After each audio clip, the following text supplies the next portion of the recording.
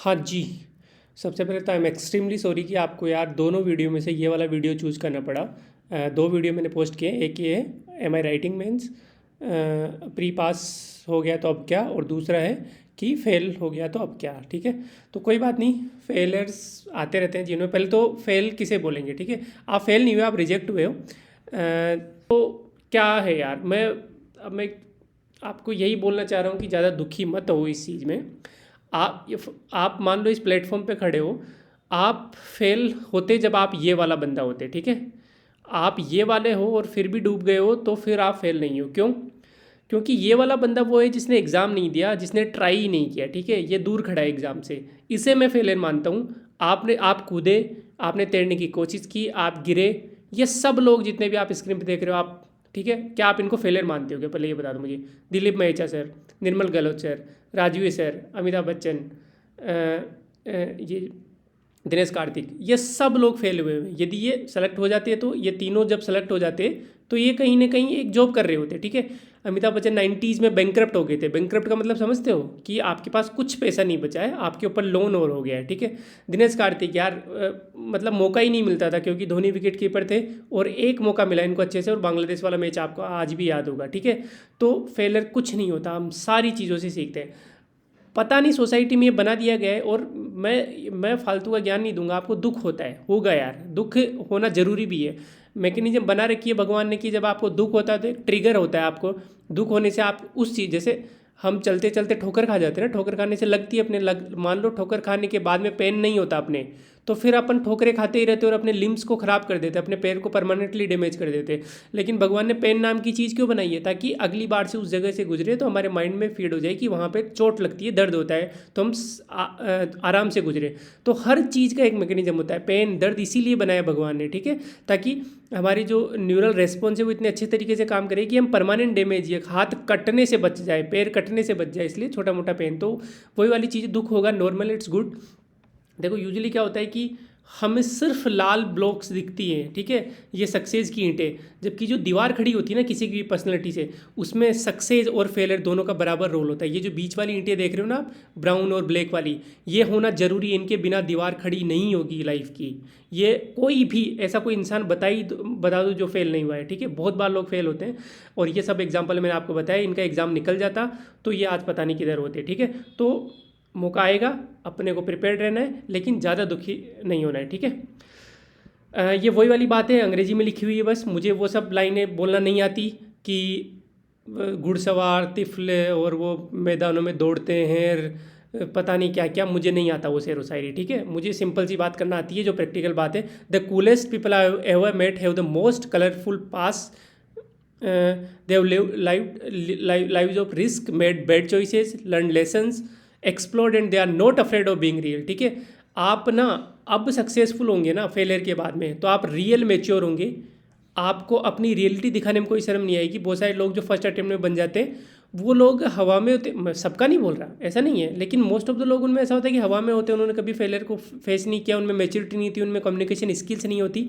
पक पक के जो घड़ा बनता है ना, वो बेस्ट होता है, ठीक है। तो हम उन लोगों में से, तो टेंशन मतलब आप।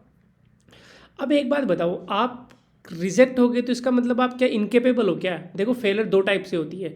एक वो लोग थे प्रीलिम्स में जो ऑलरेडी लगभग श्योर थे कि नहीं होना, क्योंकि उन्होंने पढ़ाई नहीं की, या फिर वो कहीं और जॉब में प्रायोरिटी पे नहीं था, असिस्टेंट प्रोफेसर की कर रहे थे, जो भी है, ठीक है। तो वो तो चिल मारो, नेक्स्ट टाइम प्रिपेयर्ड होकर चले जाना। यदि आपको आरएस के बारे में सीरियस हो तो उनका तो दिक्कत ही नहीं है।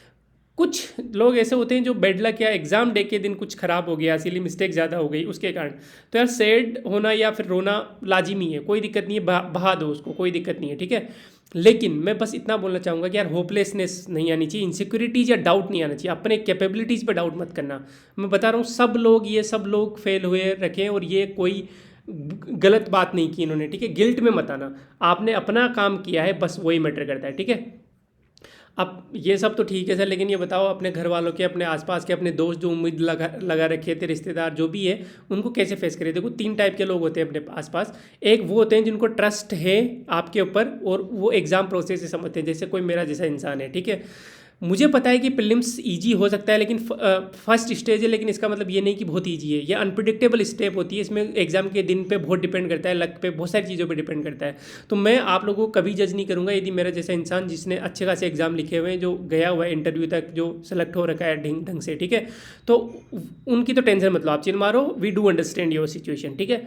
दूसरे लोग होते हैं जो ट्रस्ट करते हैं, जो अपने हैं हमारे, लेकिन वो एग्जाम प्रोसेस से कभी नहीं गुजरे हुए, जैसे हमारे पेरेंट्स यूजुअली होते हैं, उन्होंने कभी एग्जाम दिया नहीं, उनके लिए तो ऐसा होता है कि प्रीलिम्स सबसे फर्स्ट स्टेप है, और यही नहीं हुआ तो फिर मेंस और इंटरव्यू क्या होगा इसका। लेकिन अब वो उनको यार माफ़ करो आप इस चीज़ में, क्योंकि they are ignorant about that कि ये प्रोसेस कुछ ऐसी है कि बहुत अच्छे अच्छे लोगों का, मेरे बहुत सारे दोस्त थे जैसे इस बार IFS बना तो और इस बार प्री नहीं हुआ, ठीक है, CSET में कट गया, UPSC में, तो ये होता है। अब घर वाले नहीं समझ सकते, लेकिन हम तो समझते हैं ना, ठीक है। तो आप उनको अभी के लिए माफ़ करो, 1-1.5 महीने बाद में वो आपको माफ़ कर देंगे, थोड़ा आप उनके साथ टाइम स्पेंड करो, नहीं कर सकते तो जयपुर जो भी है ना, और आप समय दो, उनको समय दो, ठीक है, उनको एग्जाम्पल दो। एग्जाम्पल कौन से देने मैं आपको भी बताता हूँ। और एक तीसरे टाइप के होते हैं जो प्रिटेंड करते हैं ट्रस्ट करने के लिए, विश्वास करने के लिए कि हाँ, लेकिन वो डीप डाउन वो चाहते थे कि आप फेल हो, ठीक है, उनको इग्नोर करो यार, आप भी प्रिटेंड करो कि आपको फ़र्क नहीं पड़ रहा एग्जाम फेल होने से, वो कुछ भी सांत्वना देंगे, अरे भाई वही नहीं, उनको आप इग्नोर करो कि हाँ मुझे कोई फ़र्क नहीं पड़ रहा, अगली बार दे दूंगा, या मैं दूसरी चीज़ कर लूँगा, ठीक है। Feel proud of what you are, जो तुम हो, जो उनको उनके सामने कूल बनने की, उनके सामने रोने धोने की कोई ज़रूरत नहीं है, ठीक है। ये 2 लोग अपने लिए इंपॉर्टेंट है, इनको नहीं छोड़ना है कभी।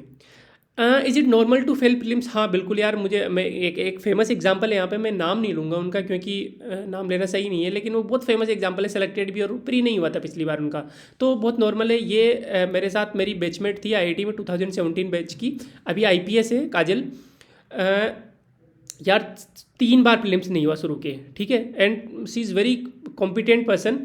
फिर छोड़ के IAS की तैयारी की, IAS पढ़ा, उसके बाद में फिर चौथे अटेम्प्ट में IPS बनी, IPS नहीं बनी थी, 5वें अटेम्प्ट में बनी IPS, ठीक है। लेकिन इस लड़की की जो ग्रीट है, जो डिटर्मिनेशन है, वो ऐसा है कि यार 3 बार प्री फेल होने से इसको फ़र्क ही नहीं पड़ा, उसे पता था कि ये सब नॉर्मल चीज़ है। और आज अभी पंजाब के साउथ दिल्ली में IPS है, ठीक है, साउथ दिल्ली में ही IIT दिल्ली और वहीं पे IPS है, सोचो कितनी अच्छी बात है। तो ये लड़की, मैं बताता हूँ आपको, इस जगह पे रही है कोरोना के टाइम भी। ये GSRI होता है IIT के कैंपस के जस्ट बगल में, ये देख रहे हो, बिल्कुल झुग्गी झोपड़ियों टाइप से होता है, ये बहुत डेंस वो है, यहाँ पे छोटे छोटे रूम होते हैं। सारी दुनिया जब कोरोना पे घर चली गई थी, ये लड़की वहाँ थी, ठीक है, फेल होने के बाद भी, 3 प्रीलिम्स फेल होने के बाद भी, ठीक है। तो मैटर यही करता है कि आप आगे कितना अपने आप को प्रिपेयर रखते हो। फेल होना बहुत नॉर्मल है। क्या ये फेलियर है? क्या आप इसे फेलियर मानते हो? मैं तो नहीं मानता। बैचमेट है लेकिन she is an inspiration to me, ठीक है। अब आगे देखना है अपने को यार, यदि आज आप फेल होके, रिजेक्ट होके, मैं फेल भी नहीं बोलूँगा, यदि रिजेक्ट होके आप आगे नहीं देखते हो तो मैं फेल मानूंगा आपको। यदि आप आगे देखना चाहते हो तो आप कोई फेल नहीं हो आप, ठीक है। ठीक है, वो सब बातें ठीक है सर, ये लेकिन ब्लैंक हो गया माइंड, ठीक है, बहुत सारे मैसेज आ रहे हैं, ब्लैंक हो गया, बिल्कुल यार होना ही है ब्लैंक, कोई दिक्कत नहीं है, टाइम दो अपने आप को। मुझे एक चीज़ सिंपल सी बात बता दो, मैं आपको एक क्वेश्चन पूछ रहा हूँ, यदि 39 साल की उम्र में आप जितने भी हुए होंगे, आप कितने 21 से लेकर 30 के बीच में होंगे मोस्टली, जो मेरा वीडियो देख रहे हैं, ठीक है। 39 साल की उम्र में आपको एक मौका दिया जाए, आपको आपके हाथ में एक जॉब लेटर पकड़वाया जाए, उस पर लिखा हुआ है RS रैंक 1, क्या आप लेने से कतराओगे उसको? क्या आप मना करोगे? नहीं करोगे ना। 39 साल की उम्र में मुक्ता राव मैम ने यदि RS रैंक 1 लाके ये दिखा दिया कि यार कोई उम्र मैटर नहीं करती, आप जब भी सक्सेसफुल हो गया आप अपना नाम कर सकते हो। आज मुक्ता मैम को सब हर कोई जानता है। तो एक बात बताओ, आज प्री फेल हो गया तो आप ये क्यों समझ रहे हो कि मेरे 3 साल खराब हो गया, मेरी जीवन निकल गया? जब कोई इंसान 39 साल की उम्र में फोड़ के भी फेमस हो सकता है तो आपने पास तो टाइम है बहुत, हाँ, लेकिन तभी हो पाएंगे। ये भी पहले फेल हुई है मैम भी, लेकिन इन्होंने छोड़ा नहीं, सिंपल सी बात है। तो छोड़ना अपने को भी नहीं है। जब भी हम SDM बनेंगे, जब भी हमारी रैंक 100 के अंदर आएगी, सब बराबर हो जाएगा। 1 साल 2 साल जो आज बहुत सारे लोगों की मैसेज आए कि कजन का रीट में हो गया, सेकंड ग्रेड में हो गया, फर्स्ट ग्रेड में हो गया, वो अभी हो सकता है 3 साल आपसे आगे हो, 4 साल आगे हो, लेकिन जैसे ही आपका सिलेक्शन होगा वो आपसे 10 15 20 साल एक पीढ़ी पीछे हो जाएंगे। ये सच्चाई है, ठीक है। तो पेशेंस रखो। एवरेज जो उम्र है SDM बनने की राजस्थान में वो 29 है। अब आप देख लो कि यार आप मोस्टली 29 से तो नीचे ही हो। जब एवरेज उम्र 29 तो आप क्यों डर रहे हो यार? हाँ, मोस्टली जो SDM बनते हैं उनका फर्स्ट अटेम्प्ट में SDM मिलता ही नहीं है। तो आप इंश्योर करो कि अगली बार फर्स्ट अटेम्प्ट में SDM मिले अपने को, ठीक है। और उसके लिए तैयारी करनी पड़ेगी यदि आपका RS मेन गोल है तो। सब्र रखना, जरा देर से बदलेगी मगर कहानी बदलेगी ज़रूर। हर मोड़ से गुजरकर कुछ सीखा है किरदार ने तुम्हारे। अब नज़रअंदाज करना हो लम्हे जो सुकून छीनते हैं, इस सफ़र में बहुत कुछ देखा है किरदार ने तुम्हारे, ठीक है। अभी जो लम्हा है वो सुकून छीनने वाला ही है। गौरव उपाध्याय सर क्रेडिट जाता है इनको, लेकिन बहुत कुछ देखा और ये हमें मेच्योर बनाते हैं, ठीक है। मैं OTS में जब जाता था इंटरव्यू वगैरह लेने इनके, और मैं बात करने पहुंच जाता था, तो सबसे जो मेच्योर जो इंसान होता था ना, वो होता था जो बहुत सारे फेलियर्स से बनाए। जैसे मुक्ता मैम, मतलब कितने अच्छे से ग्रीट किया था इन्होंने, और इसी वाज लाइक कि मुझे ऐसा लग रहा था कि अरे ये मेरी दोस्त है क्या, ऐसे कैसे बात कर रही है, मुझे तो जानती भी नहीं है। क्योंकि ये सब चीज़ें मेच्योरिटी, आपको फेलियर्स मेच्योरिटी सिखाता है, ठीक है। आगे क्या, आगे यार देखो, अब आपके पास बहुत सारे ऑप्शन हैं। अभी हो सकता है कि 1-1.5 साल लग जाए नई वैकेंसी आने में, ठीक है। 2 साल भी लग सकते हैं, टू बी फ्रैंक। तो या तो आप जॉब में हो तो आप उसको कंटिन्यू करो और साथ में 3-4 घंटे पढ़ाई शुरू कर दो, यदि आपका मेन गोल RS है तो, ठीक है। नहीं तो आप अदर एग्जाम जैसे असिस्टेंट प्रोफेसर वगैरह भी आप कर सकते हो, कोई दिक्कत नहीं है। लेकिन यदि आपका RS बनना गोल है ना, तो फिर आप RS को पैरेलल में चलाओ, 2-3 घंटे निकाल लो, 3-4 घंटे निकाल लो, ठीक है। वो कैसे निकालने, कैसे करना है, मैं आगे बताऊंगा। पोस्ट ग्रेजुएशन के लिए आप अप्लाई कर सकते हो साथ में, ताकि PG भी आपकी हो जाए, ठीक है। आप अपने ऊपर काम करो, अपनी बॉडी पे, फूड हैबिट्स को चेंज करने पे। अभी बहुत सारी आप में चीज़ें ऐसी है जो आप चेंज कर सकते हो और अपनी लाइफ को बहुत बेहतर बना सकते हो। जब हेल्थ नहीं होती ना भाई, कोई SDM, कोई IAS कुछ मैटर नहीं करता जब आप हॉस्पिटल के बेड पे पड़े होते हो तो, ठीक है।